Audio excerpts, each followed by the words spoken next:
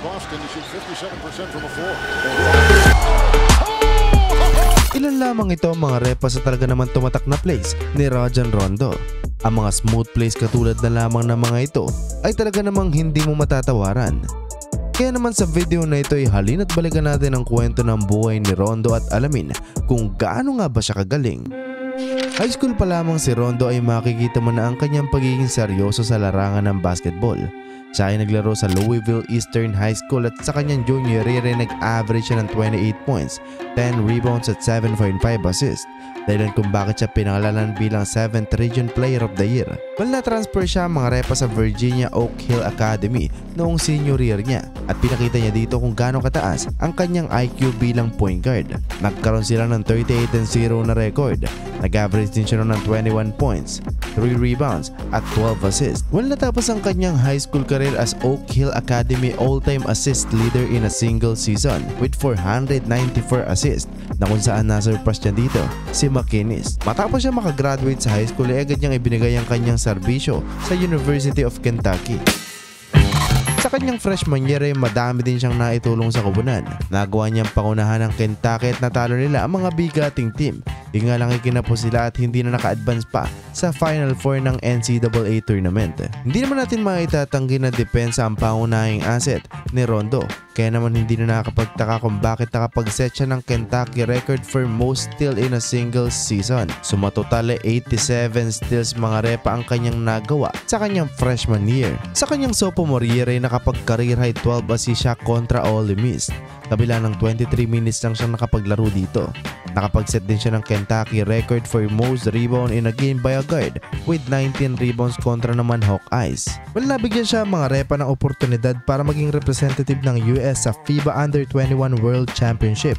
At talaga namang nagpamalas ng galing si Rondo dito dahil kung bakit napuko niya ang atensyon ng mga NBA scouts. Ang US Men's National Under-21 Basketball ay nanalo ng gintong medalya sa Global Games na kung saan na-showcase niya dito ang kanyang totoong potensyal. Kaya naman kahit na 2 season lang siya naglaro sa college ay agad na siyang sumali sa 2006 NBA Draft. Sa kabutihang palad ay napili siya bilang 21st overall pick ng Phoenix Suns at agad din siyang na-trade sa Boston Celtics. Well, nag-umpisa siya mga repa bilang backup point guard ni Sebastian Telfair at nakakahati pa niya sa minuto dito si Delonte West. Sa kabutihang palad ay bago matapos ang season ay napasama na siya sa starting lineup ng Boston. Agad kayo siyang nakapag-adjust sa fast-paced at intense na laro ng liga. Naging malaking tulong talaga ang kanyang abilidad na mag-create ng mga opportunities sa kanyang teammates, kasama pa ng kanyang galing sa depensa. At syempre, kitang-kita din dito kung paano niya i-control ang Celtics offensively. Dahilan kung bakit siya napili sa NBA All-Rookie Second Team. Napasama pa nga siya sa top 10 sa steals. Bagamat maganda ang kanyang nilaro noong season 9 ay nagkaroon lamang sila ng 24-58 na record. Dahilan kung bakit hindi sila nakapasok sa playoffs. Sa sumunod na season 2007-2008, dito ay maraming nagulat dahil sa nangyari noong off-season. Nadagdag kayo sa kailang lineup sila Kevin Garnett at Ray Allen na makakatuwang na ni Rondo at Paul Pierce. Nakakuha nila via trade ang 2 player na ito at nasama pa sa trade sila Telfair at Delonte West kung kaya't nasecured na ni Rondo mga repa ang spot sa starting lineup. He quickly became a steady and consistent player. Hindi naman natin may tatanggi yun. In his 77 games played ay nag-average siya ng 10.6 points, 5 assists at 4 rebounds. Nabibigla na lamang nag-click ang chemistry ng Celtics. Si Kevin Garnett ang bahala sa paint, outside threat ni Ray Allen, opensa ni Paul Pierce at si Rondo naman ang bahala sa kailang pace. Isang pambihirang team na talaga namang mahirap tibagin. Kaya naman hindi na nakakapagtaka kung bakit natapos nila ang season na may 66-60 na record na kung saan nakuha nila ang first seed. Dahil sa magandang contribution ni Rondo ay napasama pa siya sa top 5 candidate sa NBA Most Improved Player of the Year. Well, sa first round ay nakabangga nila ang Atlanta Hawks at umabot ito ng Game 7 pero mas nanaig pa din ang Boston Celtics. Sa second round naman ay nakaharap naman nila ang Cleveland Cavaliers na pinangungunahan ni LeBron James at naging dikdikan ng series na yon. Well, noong Game 5 ay nagpamalas ng galing si Rondo. Nakapagtala siya noon ng 20 points, 13 assists at 2 steals dahilan ng kanilang panalo. Umabot ng Game 7 ng kanilang series. Bagamat nakapagtala si LeBron James ng 45 points, 5 rebounds at 6 assists, ay hindi pa din ito naging sapat at tatalo pa din sila ng Boston Celtics. Sa Eastern Conference Finals naman mga Repa ay nakakabakbakan naman nila ang Detroit Pistons at tinapos lamang nila ang series sa Game 6 dahilan kung bakit nakapasok na sila sa NBA Finals, ang unang finals appearance ni Rondo. Dito ay nakaharap nila ang Los Angeles Lakers na pinangunahan ni Kobe Bryant at Pau Gasol, at dito ay natunghay natin kung gaano kalupit ang vision ni Rondo. Sa Game 2 mga Repa ay 4 points lamang ang kanyang nagawa. Pero ang matindi dito ay 16 assists, 6 rebounds at 2 steals naman ang kanyang nailatag para sa kanyang kupunan dahilan ng kanilang panalo. Wala natapos ang series na yun noong Game 6 matapos mapabagsak ng Celtics ang Lakers. Kaya naman sa pagkakataong ito ay nasungkit na ni Rajon Rondo ang kanyang unang kampyonato. Sa sumunod na season 2008-2009 ay nagawa ng Boston Celtics ang panibagong franchise record with 19 game winning streak. Si Rondo naman mga Repa ay nag-increase ang kanyang numbers. Yun nga lang ay hindi talaga maiiwasan na makriticize ang kanyang shooting. Ganun pa man ay marami pa din naman siyang nagawa sa kanyang team.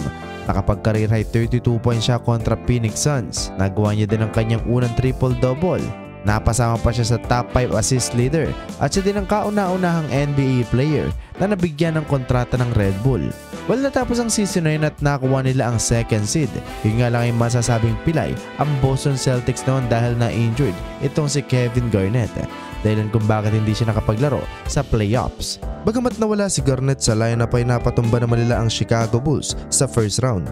Sa second round naman ay nakaharap naman nila ang Orlando Magic na pinangunahan ni Dwight Howard. At umabot din ito ng Game 7 kabila ng walang Kevin Garnett. Yung nga lang ay kinapos sila at natalo. Palpagpatak ng 2009-2010 ay lalo pang mababante ang stats ni Rondo. Nag-average siya ng 14 points, 10 rebounds at pinangunahan niya din ang liga sa steals with 2.3 steals per game. Napili pa siya sa All-Star at pagdating ng April 2, 2010 ay nasira niya ang franchise record ni Bob Cousy for most assists in a single season. Kaya naman hindi na nakakapagtaka kung bakit siya nakatanggap ng 5-year $55 million contract extension para sa Celtics. While pagdating ng playoffs ay talaga namang pinagharian nila ang Eastern Conference. Napatumba nila ang Miami Heat, Cleveland Cavaliers at nakabawi naman sila sa Orlando Magic dahil tinapos nila ang Eastern Conference Finals noong Game 6 dahilan kung bakit nakapasok ulit sila sa NBA Finals. Dito ay nakaharap nila ang Los Angeles Lakers at talaga namang gigil ang bawat kupunan na masungkit ang kampyonato. Sobrang solid ng depensa. Sa kasamang palad ay napatumba sila ng Lakers noong Game 7. Sa mga sumunod na season ay si Rondo pa din ang nanatiling maestro para sa Celtics offense. Pero sa kasamang palad ay napag-alaman mga Repa na napunit ang kanyang ACL noong January 27, 2013 dahilan kung bakit hindi na siya nakapaglaro sa huling parte ng 2012-2013 season. Bagamat nawala siya sa huli ng season ay pinangunahan pa din niya ang NBA sa assist. Dahil sa kanyang natamong injury ay unti-unti nang nagbabago ang laro ni Rondo. Kaya naman pagdating ng December 18, 2014 ay natrade na siya papunta sa Dallas Mavericks. Sa matotal ay 2 beses siya naging assist leader, 2-time All-Defensive Team selections, All-NBA Third Team selection at 3 beses din siya naging All-Star bilang Celtics. Sa kanyang unang season sa Dallas Mavericks ay mahalatang hirap siya talang i-adapt ang sistema ng Dallas. Nagkaroon pa nga sila ng tensyon ng kailang head coach na si Rick Carlisle. Well, masasabing nag-improve ang depensa ng Dallas dahil sa addition ni Rondo. Ngunit sa kabilang banda ay anime umurong ang kanilang opensa. Nakapasok naman sila sa playoffs ngunit simula Game 2 sa first round ay hindi na siya ipinasok pa sa laro dahil walang chemistry si Rondo sa team. Kaya naman pagdating ng July 13, 2015 ay lumipat na siya ng team at pumirma ng 1-year $10 million contract sa Sacramento Kings. Nakakatuwang niya dito ang prime DeMarcus Cousins at naging maganda ang kanilang chemistry.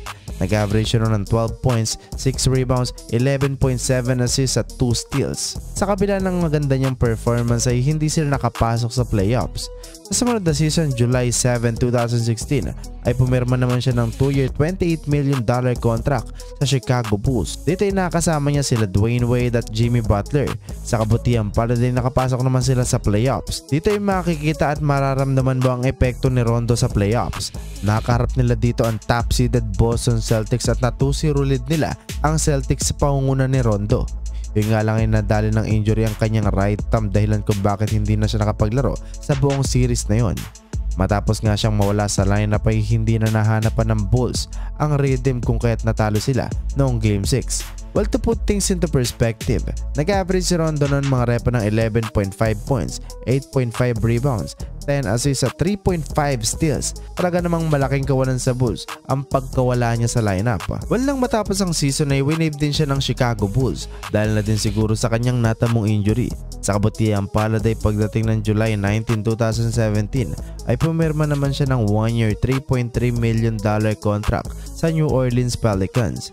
Bagamat na-ruled out siya ng 6 na linggo dahil kailangan niyang sumailalim sa surgery, ay nakabalik naman siya noong November at makalipas ang isang buwan December 27, 2017 ay nakapag-set na siya ng franchise record with a career-high 25 assists kontra Brooklyn Nets. Siya ang pampitong player sa kasaysayan ng NBA na nakagawa ng 25 assists. Pagdating ng playoffs ay nakaharap nila sa first round ng Portland Trail Blazers at naswept nila ito.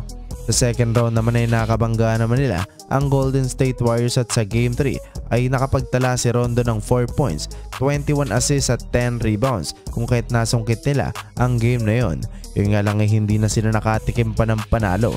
Tinapos ng Warriors ang series sa Game 5. Sa sumunod na season 2018-2019 ay napunta naman siya sa Los Angeles Lakers at siya ang ina-expect ng karamihan na maging mentor ni Lonzo Ball. Sa kanyang debut game bilang Lakers ay nakapagtala siya ng 13 points at 11 assists kontra Blazers at makalipas ang 2 araw ay dito ay natunghayan natin ang bakbakan ng dalawang Chris Paul ay este ni Rondo at Chris Paul. Kitang-kita mga repa sa video na nagka-watcha ang dalawang player na ito.